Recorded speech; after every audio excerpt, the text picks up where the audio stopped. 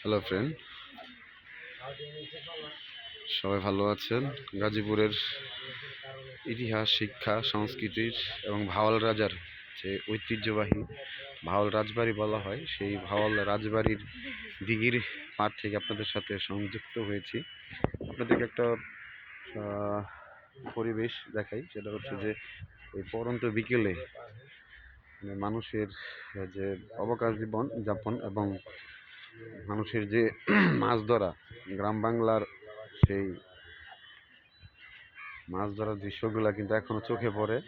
উনি খুব চেষ্টা করতেছে মাছটাকে কাছে নিয়ে আসার জন্য। তো আমরাও দেখতেছি। ও মাই, একটা সময় আমরাও কিন্তু গ্রামের ধান ক্ষেত পুকুরে আমরা কিন্তু একটা সময় মাছ ধরেছি কেঁচু দিয়ে, হাত দিয়ে। তো এখন আমরা তাদের মাছ ধরা দেখি, বিশাল একটা ছিপ দিয়ে কিন্তু মাছ ধরার চেষ্টা।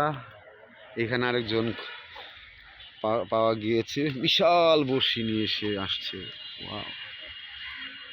মানে অস্থির একটা পরিবেশ, না বললেই নয়।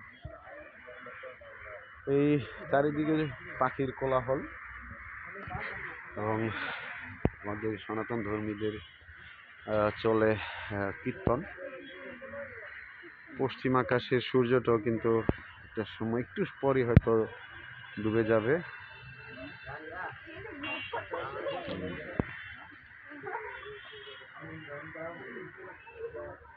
আপনাদেরকে একটু দেখাই ভাওয়াল রাজার সেই ইতিহাস, ঐতিহ্যের যে দৃশ্যমা এখনো দাঁড়িয়ে আছে, যেটা আমরা ডিসি অফিস বললেই চিনি। সেই ডিসি অফিসটা কিন্তু এখন আমাদের গাজীপুরের না, মোটামুটি সবারই পরিচিত বাংলাদেশের মধ্যে। যেটা কিন্তু আপনার ডিসি অফিস, কাজকর্ম চলে এখানে, আদালত, পাড়া সব কিছুই কিন্তু এখানে এই ভাওয়াল রাজবাড়ির মধ্যেই। যারা বিকেলে আসে তারা ভালো বলতে পারবে, যারা অবসর সময় একটু ঘুরতে ঘাটতে আসে, সেই প্রিয় মানুষগুলোর সাথে হাত ধরে হাঁটা, গল্প করা। ভাওয়াল রাজবাড়ি সাহিত্য কেন্দ্র থাকে এখানে। এখানে কিন্তু সনাতন ধর্মী যারা আছে তাদের কিন্তু কীর্তন বলেন, পূজা বলেন, চর্চা বলেন, যেটাই হয় সবই কিন্তু হয়। শুক্রবার শনিবার বন্ধ থাকে কার্যক্রম সরকারি, আর বাকি দিনগুলো মানুষ ঘুরতে টুরতে আসে এখানটায়। এই যে দেখতেই পাচ্ছেন আপনারা, এখানে শ্রী শ্রী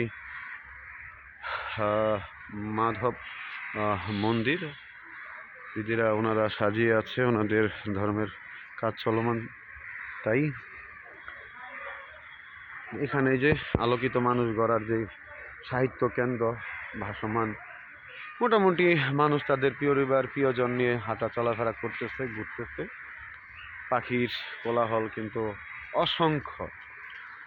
বই পড়ে কেউ দেউলিয়া হয় না, আর বই কিন্তু সবাই পড়েও না।